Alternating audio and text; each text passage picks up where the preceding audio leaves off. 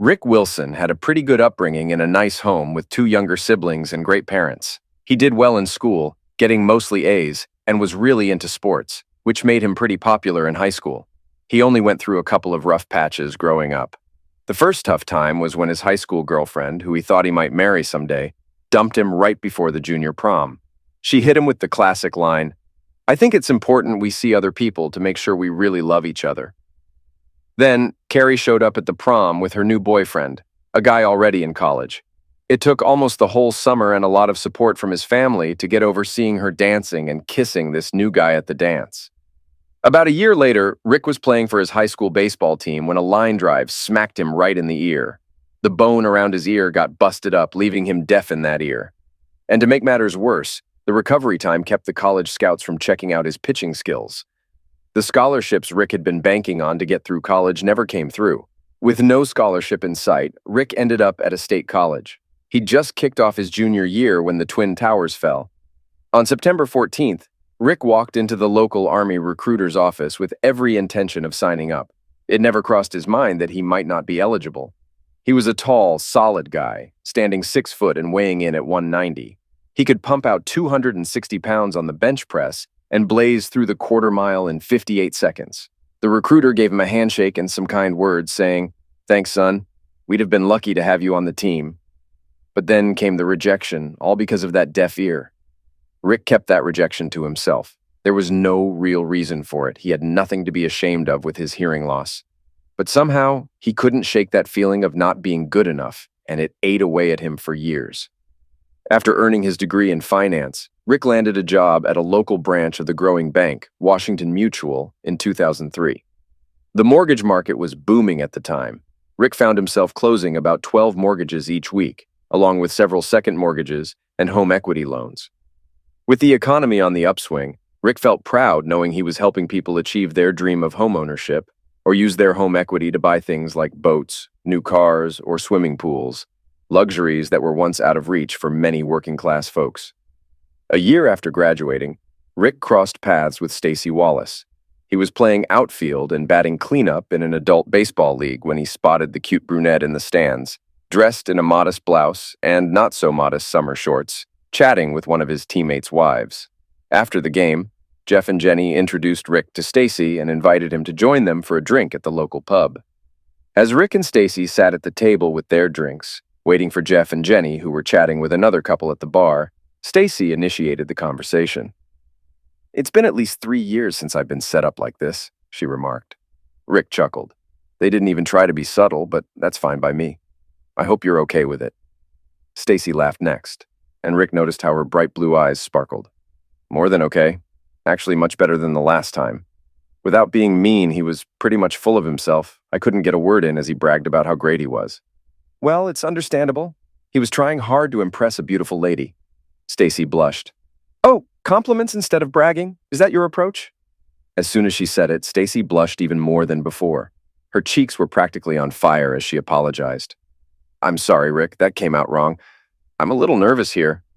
"Nervous? What's got you nervous?" "I've been nervous since Jenny pointed you out on the ball field and said we were going out afterwards. I watched you play and wondered if you'd be disappointed." Rick looked at Stacy, puzzled. She was a vision of beauty, standing at 5'7", maybe 120 pounds. How could she not know how attractive she was? "Why would I be disappointed?" Stacy, still on her first pint and letting her mouth run ahead of her brain, blurted out the first thing that came to mind. "Well, just look at you. You're gorgeous."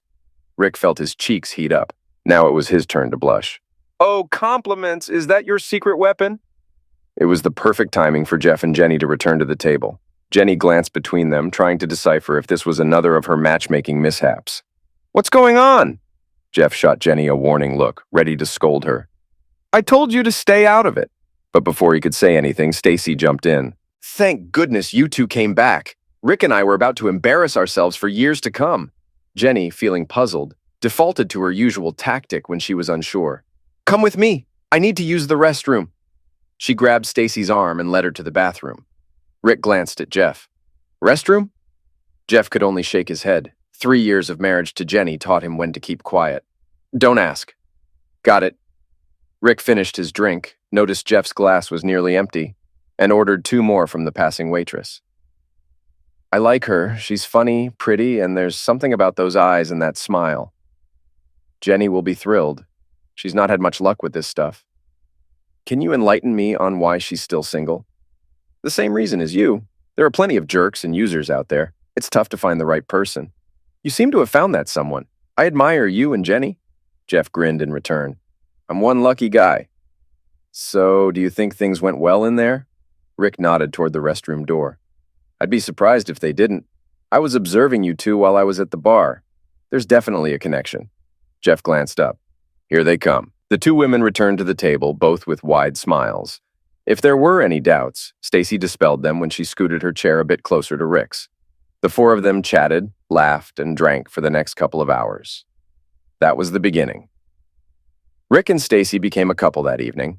Stacy taught junior high language arts, formerly known as English, and was taking graduate courses during the summer. Despite Rick's busy work schedule of over 50 hours per week at his desk, often with late nights at the branch, they still managed to spend every weekend together and at least 2 nights during the week. Their love story blossomed. Just like in any good love story, there were challenges to face. The biggest one was Stacy's dad, Colonel Wallace. He was a tough army guy who didn't think much of civilians, especially civilian men who never served. Rick thought about explaining why he didn't serve, but he knew the colonel's strong opinions wouldn't change. Luckily, Stacy didn't share her dad's views, and he didn't interfere with their relationship. Neither of them had much experience in the bedroom, but they put an effort to please each other. With practice and a desire to make each other happy, things got better in the bedroom. Their connection wasn't just physical. Rick and Stacy realized they shared many values and dreams for the future. They talked about how many kids they wanted and how they would raise them, whether as Catholics or Methodists. But what mattered most was that their children grew up with good morals to navigate life's challenges. 6 months into their relationship and 5 months after committing to each other, Rick proposed to Stacy. She said yes, and 4 months later they tied the knot and jetted off to Jamaica for their honeymoon. Rick kept it to himself. But the most enticing moment of his life was when his conservative wife boldly took off her top one morning at the public beach. Seeing a few other women do the same gave her the courage to reveal her under the top in public, much to Rick's delight. It was like something out of a cartoon, with his eyes nearly popping out of his head. Their week in the Caribbean, with its sun, sand, warm water, drinks, and food, was the perfect way for these young lovebirds to begin their married life together.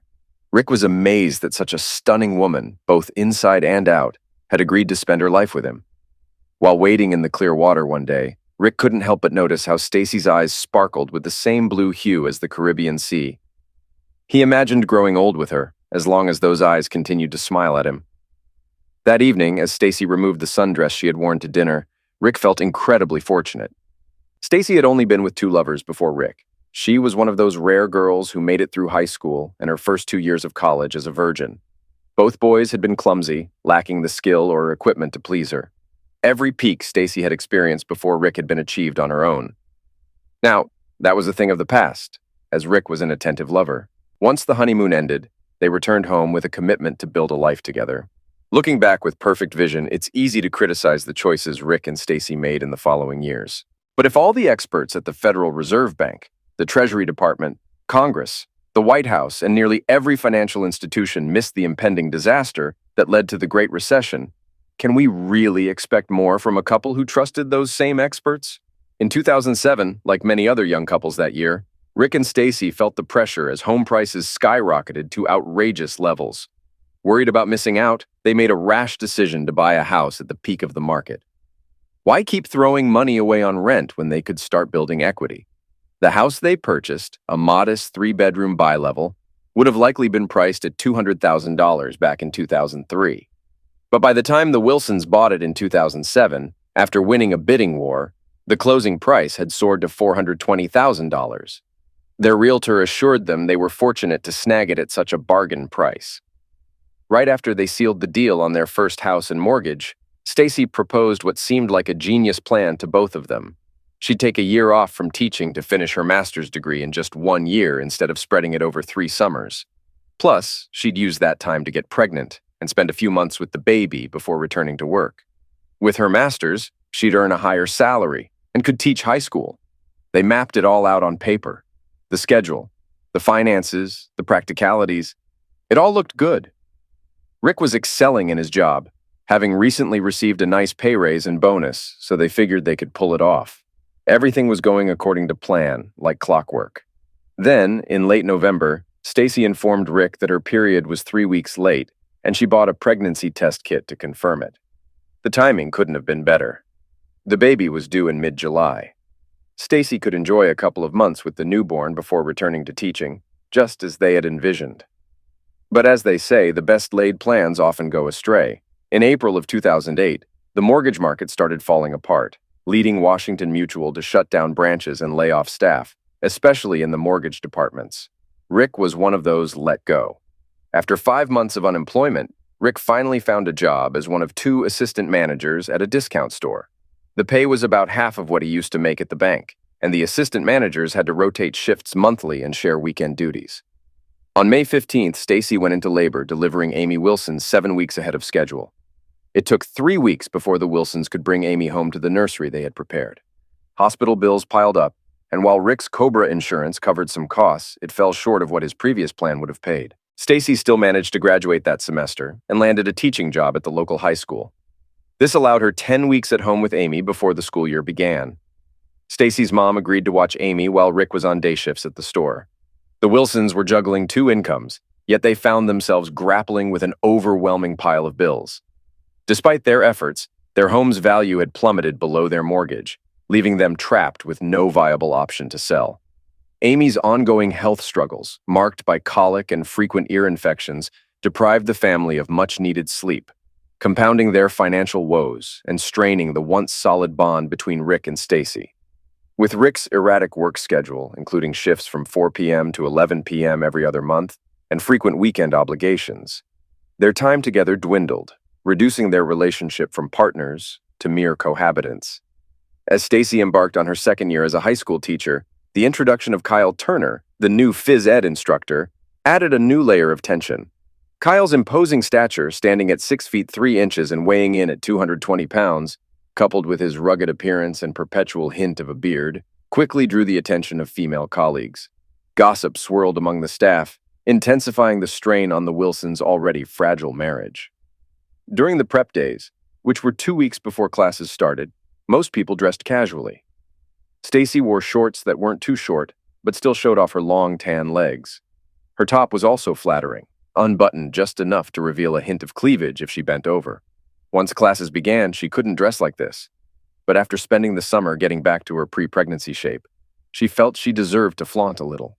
Encountering a hunk like Kyle Turner on the first day caught Stacy off guard. Kyle noticed Stacy's legs, cute face, as well as the rings on her left hand. The rings didn't bother him. He actually preferred married women. For Kyle, the allure of closeness without commitment added to the excitement. Kyle's pursuit of Stacy started slowly on the first day, as he had plenty of time. He was already involved with his neighbor, a biology teacher at the school, so he wasn't driven by horniness. For Kyle, the thrill was in the chase. The rumors began circulating during that first week, but nobody knew their origin. According to hearsay, Kyle was said to be a former Special Forces Ranger or Navy SEAL, and everyone who heard the tale was impressed and believed it to be true. Kyle's demeanor alone exuded that aura, the aura of a man who had faced danger and returned home, ready to guide young men to follow in his footsteps. Kyle didn't start the rumors. He wasn't foolish. However, he never confirmed or denied anything regarding his 3 years in the Navy. His silence only added to the mystery surrounding him and made him appear humble. The reality was that Kyle Turner spent those 3 years working at a supply depot within the country. It was a suitable job for him. He discovered soon after enlisting right out of high school that he disliked military life. Working at the supply depot meant he never had to engage in combat or be near any action. It also allowed him to spend a couple of hours in the gym on the base every day. There's no shame in how Kyle spent those 3 years. If only he'd been forthcoming whenever questioned about it. It seemed like fate was against the Wilson marriage when both Stacy and Kyle had the same free period each day, just before lunch. Kyle noticed Stacy's interest in continuing her workouts, so he suggested she use the school's weight room on Tuesdays and Thursdays when it was available. "It'll be a change for me to work out with you instead of the sweaty guys I usually lift with at the gym. Plus, I might be able to help with your routines," Kyle proposed. It sounded like a good plan, so that's how Stacy ended up spending 2 hours each week with Kyle. Then, one day in February, Kyle surprised Stacy during their workout session. "I've been writing a short novel. I finished the first draft and wonder if you could read it and give me your thoughts," Kyle revealed. Stacy responded just as Kyle hoped, treating him with respect. "Sure, I'd love to. What's it about?" "It's a fight story, but I'd rather not give too much away." "I want you to read it without any preconceived notions," Kyle explained. "I can do that. I'll bring it after last period. Thanks." That night, while Rick was at work and after Amy had gone to bed, Stacy started reading Kyle's short novel about a Navy SEAL in Iraq. She got through the first half before Rick returned home. Stacy could have finished it then, but she slowed down to jot down notes in the margin for Kyle's second draft.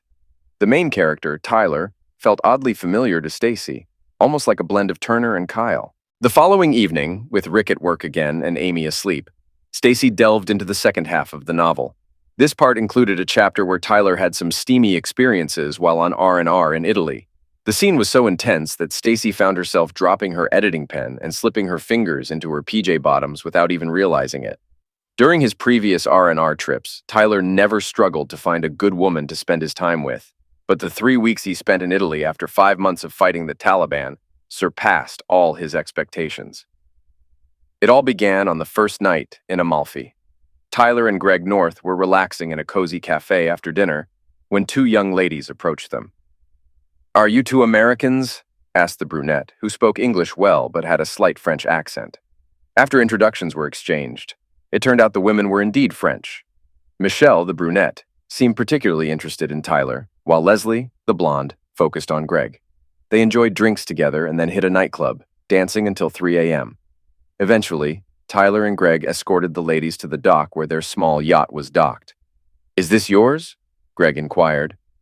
Leslie replied, "It belongs to my father. He's letting us use it for the month. Why don't you come back tomorrow morning and we'll go for a cruise?" Tyler and Greg felt a bit let down that they weren't asked to stay the night, but they agreed to come back the next morning.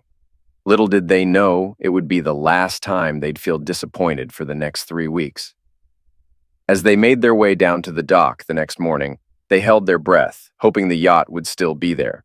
Fortunately, it was, and the two women were already on deck, wearing matching blue bikinis and signaling for them to come aboard. Within minutes of stepping onto the yacht, each man had a drink in hand. The women had shed their tops, and the boat was sailing out of the harbor. Tyler couldn't help but feel grateful for what was shaping up to be an incredible day.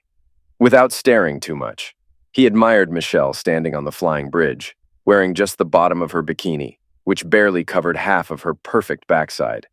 It was evident she took care of herself, with her brown hair tied back in a ponytail and her blue eyes shielded behind stylish aviator sunglasses.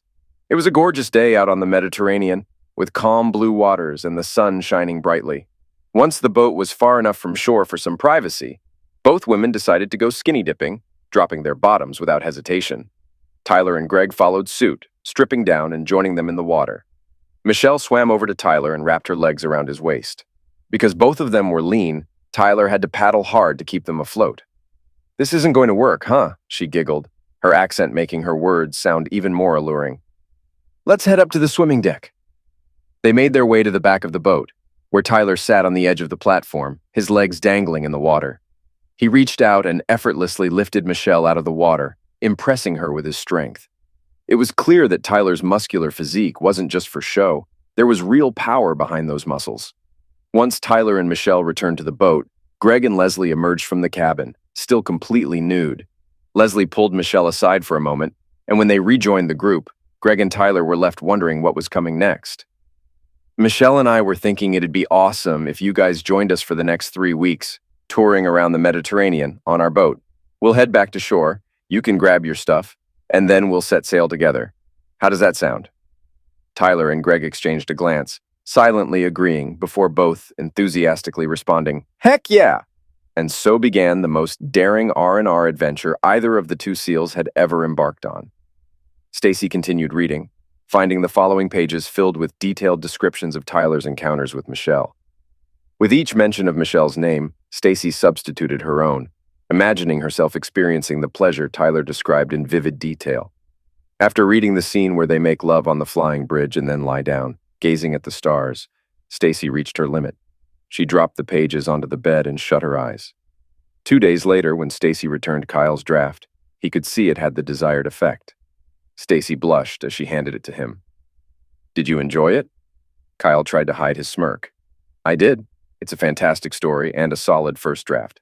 I made some notes and suggestions in the margins. It's not too much, right?" I wasn't sure if I should dial back the intimate scenes between Tyler and Michelle. Stacy's cheeks flushed even deeper. "Oh no, I think it was just right. There's nothing wrong with showing some passion between adults who agree. It adds excitement." "That's what I've always believed. Passion between consenting adults can bring life to any story, whether it's in a book or in real life." Stacy caught Kyle's hint, which was about as subtle as a brick through a window. But oddly enough, it pleased her. If there was any question about Kyle's intentions, this conversation cleared it up. If Stacy wasn't married, Kyle would likely be with her that night. Stacy started pondering. Why did I tie the knot so young? Was Rick really the right fit for me? Compared to Kyle, Rick seems weak and gloomy. Kyle has faced danger bravely, while Rick hasn't encountered anything close to that. Stacy's feelings toward Rick deteriorated to the point where they hardly talked. Rick grew tired of being belittled, and their conversations were now limited to Amy's care and schedule. While the divide widened at home, the flirtation and closeness between Stacy and Kyle flourished at school. Danielle Miller, one of the teachers, observed the budding romance between Stacy and Kyle. Danielle, Kyle's neighbor and a biology teacher, had a brief fling with Kyle until he shifted his focus to Stacy. Danielle couldn't stand Stacy, with her slender figure, pretty face, and blue eyes. It stung even more when Kyle abruptly ended things with her to pursue Stacy.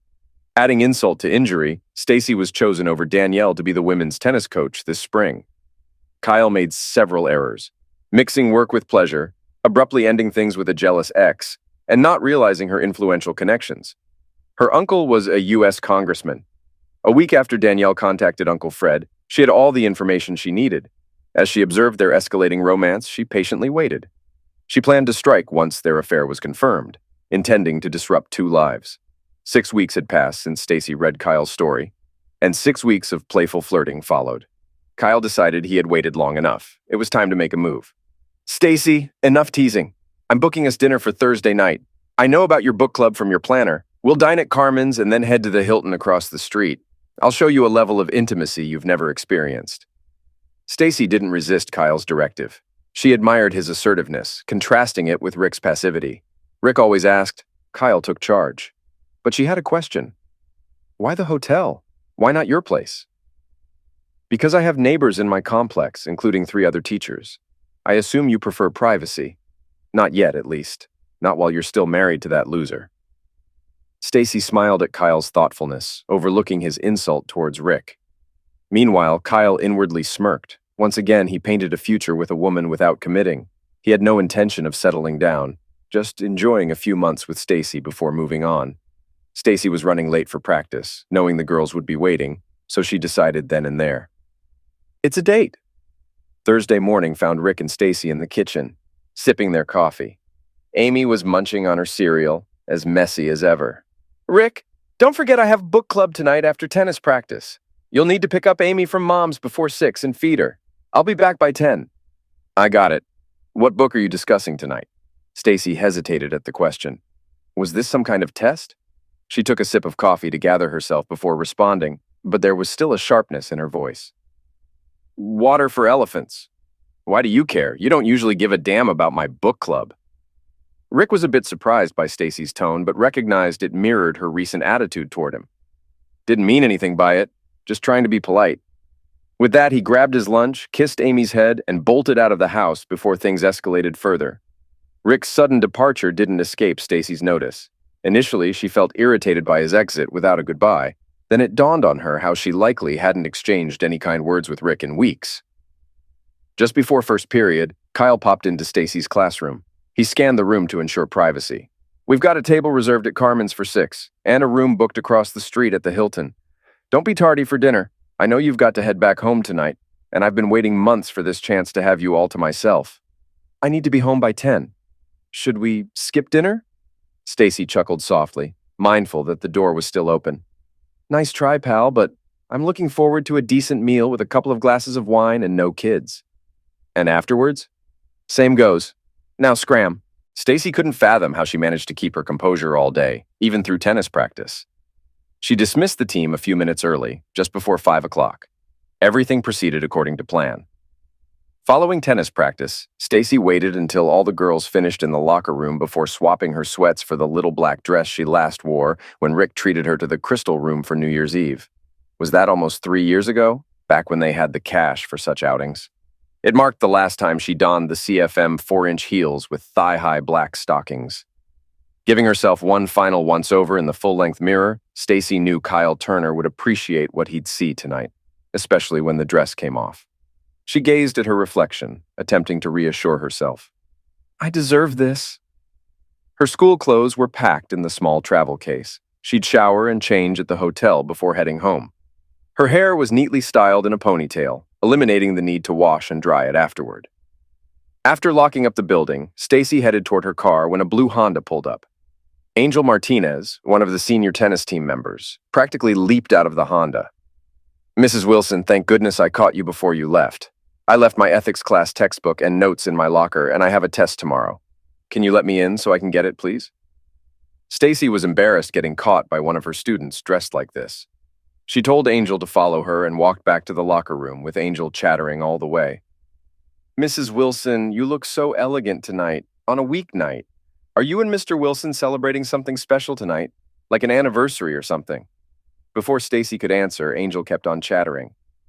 I used to be so embarrassed whenever my mom and dad went out like that. Mom would be wearing something kind of candid, and Dad would have on a nice sports coat. They'd come home, and it was like, get a room because they'd be hugging and kissing. And me, I was at that age where you can't stand the thought of your parents doing it, right? Angel's voice grew louder as Stacy remained by the door while Angel rummaged through her locker. Returning with her book and notebook, Angel continued speaking. Then, when I got old enough to figure it out, I was kind of proud of them. Here they are after almost 20 years together and 3 kids, and they're still in love. How cool is that? As they reached their cars, Angel met Stacy's gaze directly. Have fun tonight, Mrs. Wilson. I've seen your husband. He's a hunk. No wonder you two still have it all going on. And with that, she drove away. Standing beside her car with the door open, Stacy couldn't hold back her tears. She sobbed uncontrollably, speaking to herself. What a stupid, selfish damn fool I've been. I deserve this. That's what I told myself. What I deserve is to lose my family for what I considered doing. When did I become so selfish and self-centered? Stacy's questions lingered in the air, unanswered. It took her a good 10 minutes before her tears cleared enough for her to start driving home. She was so overwhelmed that she didn't even notice how she was dressed. All she wanted was to hug her husband and child. Rick had spent the day feeling down. How did his life become such a burden? Where was the joy? The bills just kept piling up. The little things that once made life worth the struggle had mostly disappeared, especially the love he and Stacy once shared. He had managed to push through for most of the past 2 years. He felt he owed it to his little girl to stay strong. But since at least February, Stacy couldn't meet his eyes or show him the affection he needed. Rick left work earlier than usual, thinking, forget this. He considered stopping at the pub for a drink before going to his mother-in-law's to pick up Amy. Instead, he chose to head straight home and enjoy a couple of hours of peace and quiet. It turned out to be a big mistake. Rick grabbed the mail from the mailbox near the street and made the mistake of opening 2 envelopes marked past due. How embarrassing. He went inside, read both notices, and wondered how he would come up with another $1,500 by the end of the month. Passing by the refrigerator with its 2 cans of cheap beer, Rick reached up to the top cabinet above the stove where they kept a bottle of bourbon for when the Colonel visited.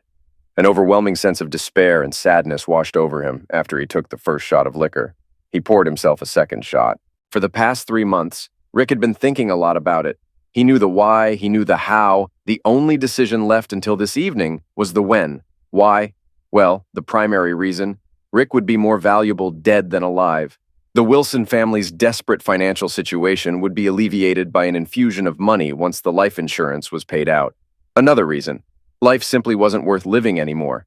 Rick was exhausted from playing Sisyphus, constantly pushing the boulder up the hill only to have it roll back down every time. It was bearable when he did it as a team, with Stacy by his side, lightening the load with her smiles and love. But for at least the past 6 months, he had been pushing that boulder up the hill all alone. As for the how, this required much more consideration. It couldn't appear to be an ending. For two reasons. It would be devastating for Amy if she ever found out her father had taken his own life. The second reason was financial. Rick's $250,000 life insurance policy would pay double if the death was ruled an accident. The perfect solution, like so many perfect solutions, was right in front of him. Every day on his way to and from town, Rick passed Dead Man's Curve. Dead Man's Curve earned its name after a second car tumbled off the cliff into the ravine below. It was a treacherous part of the old road connecting downtown to the neighborhood where the Wilsons lived. Long ago, the city had to create an alternative route to downtown because the highway department couldn't make the curve safe. They thought about closing the road, but people complained since the new route took an extra 12 minutes to get downtown. The city kept it open, installed a basic guardrail, and dropped the speed limit to 15 miles per hour. As for when, that question was settled as Rick downed his second shot of bourbon. "No time like the present," he might have said aloud, but with no one else in the kitchen, it might as well have been just in his head. Rick grabbed his pickup keys, knowing the truck could easily break through the weak guardrails on the curve. Rick paused as he reached for the door. He wondered if 2 shots of bourbon would push his blood alcohol level high enough to be considered legally impaired, and if that would mess with the insurance payout. Deciding it wasn't worth the risk, he rushed back inside, threw up, rinsed his mouth, and cleaned and stored the shot glass. 10 minutes later, Rick was in his truck with the engine running, psyching himself up to drive around the notorious curve. Stacy, in a hurry to get home before Rick can change out of her risque outfit, decided to take the old road shortcut, which she seldom used. As she approached the curve and slowed down, she saw Rick's truck on the other side, heading in the wrong direction from her mother's house. Just as Rick's truck began to move, Stacy honked her horn loudly. Rick hadn't seen the other car coming when he decided to go ahead with his plan. He shifted his foot from the brake to the gas and released the clutch, starting to move. Suddenly, he heard a noise that snapped him back to reality and saw a car driving towards him. Startled, Rick hit the brakes hard. Why was Stacy's car here? He peered out of his open window and saw Stacy's car right next to his. "Rick, what are you doing here?" Rick just shook his head, feeling numb and disconnected, almost as if he were in a trance.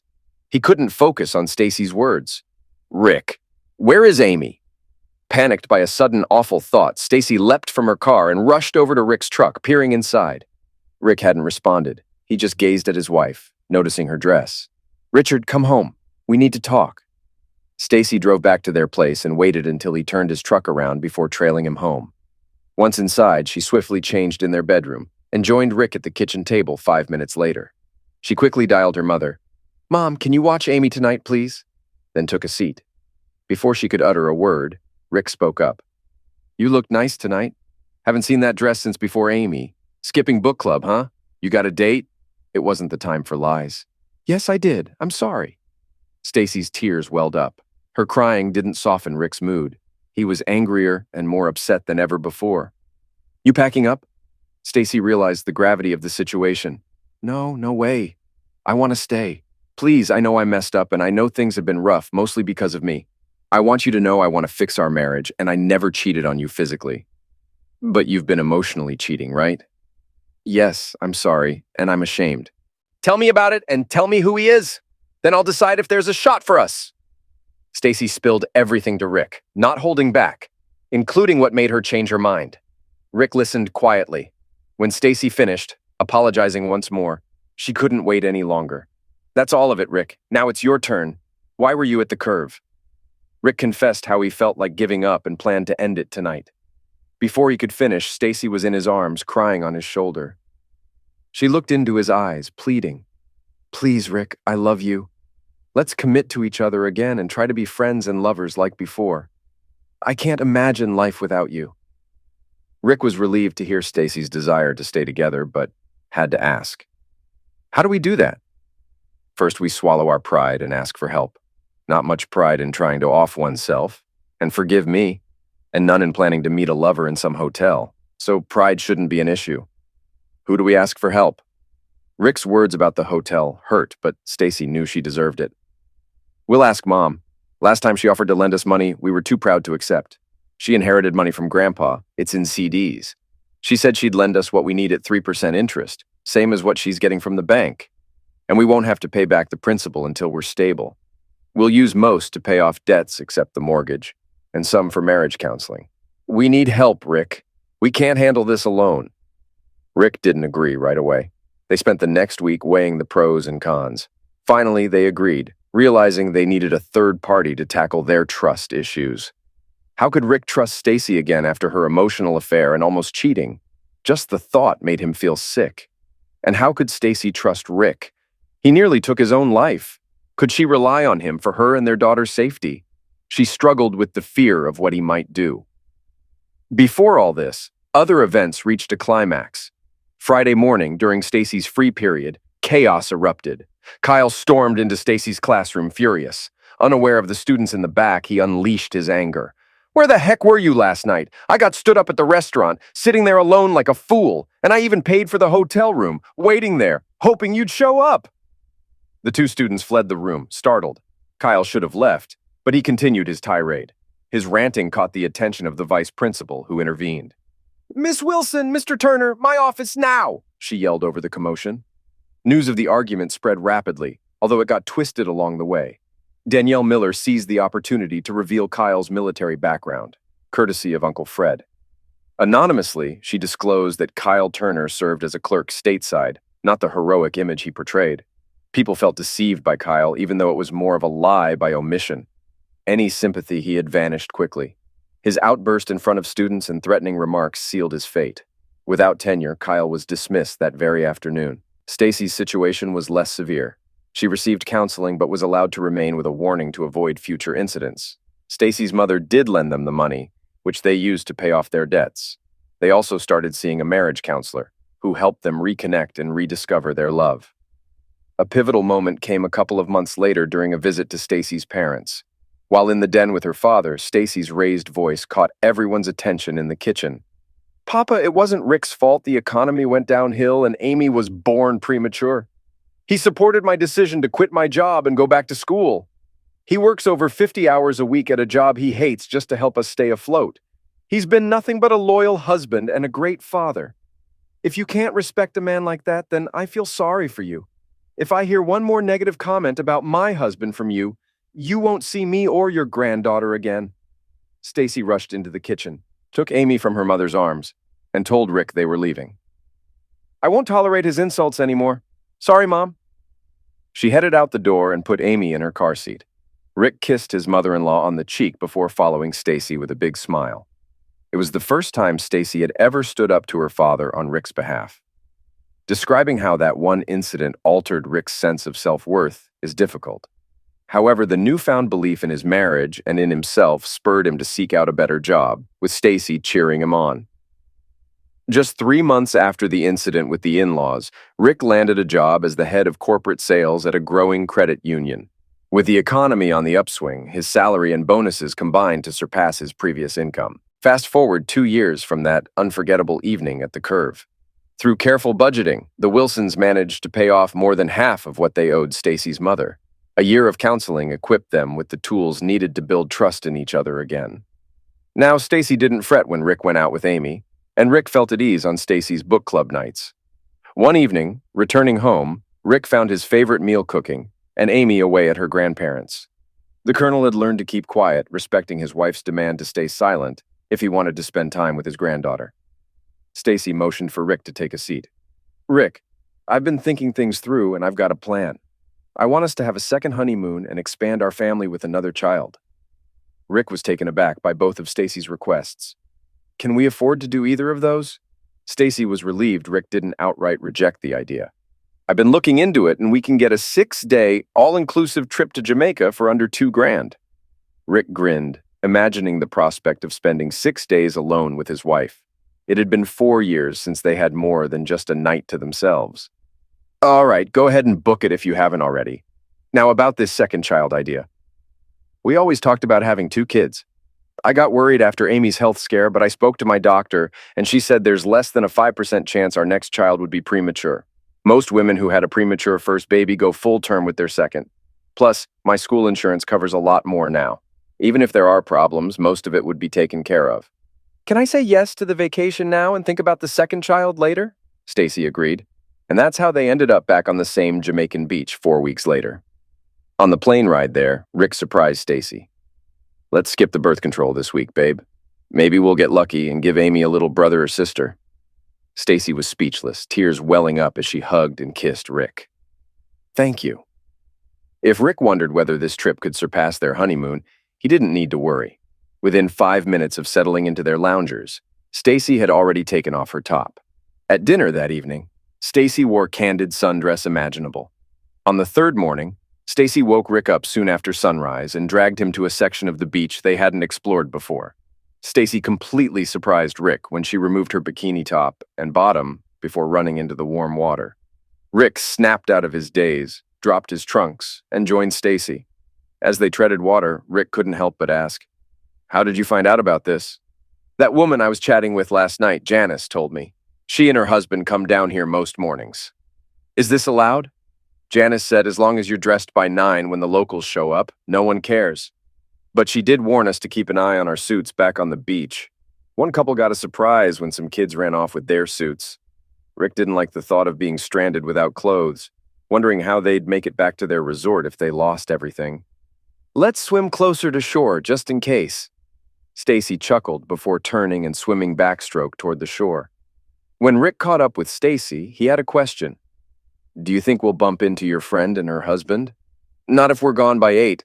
That's why I woke you up so early." They spent the next 30 minutes skinny dipping, kissing, and embracing.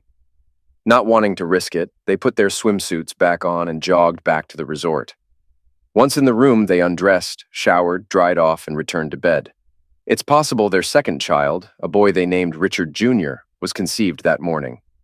8 months after returning from Jamaica, Stacy was sitting in her classroom preparing for first period when she received a surprise visitor. She looked up from her notes to find Angel Martinez standing in the doorway. "Mrs. Wilson, may I come in?" "Of course, Angel. What are you doing here?" "I'll be here at Lincoln for the next 12 weeks as a student teacher. I'll be in Mr. Bauer's classroom teaching chemistry." Stacy rose up and awkwardly hugged her ex-student, awkward because her belly held the baby. "That's wonderful. Mr. Bowers is a fantastic teacher. You'll learn a lot from him. And if you need me for anything, I'll be here for another couple weeks, I hope." "Excuse me for saying, Mrs. Wilson, but you look ready to deliver any moment. I'm so happy for you and Mr. Wilson." "Yes, we're blessed." When Stacy said it, she was actually thinking of how blessed she was that Angel forgot her ethics book all those years ago. School was about to start. The two women hugged, and Angel left the room. "Thank you, Angel," Stacy softly whispered, not loud enough for Angel to hear. Years later, on the night before Amy's wedding, Stacy sat down with her daughter and confessed how close she came to cheating. She explained how their financial struggles led her to feel disillusioned and entitled, almost making a devastating mistake that could have torn their family apart. Stacy shared how they worked hard to rebuild trust in their marriage, and how grateful she was that Amy's dad forgave her and gave their marriage another chance. Both mother and daughter ended up hugging and crying. The next morning, just hours before the wedding, Amy approached her father. "Dad, Mom told me about what happened years ago. I guess she wants me to learn from her mistakes, but she didn't tell me why you stayed with her." Rick wasn't surprised that Stacy shared her story with Amy. Although he forgave her a long time ago, Stacy never fully forgave herself.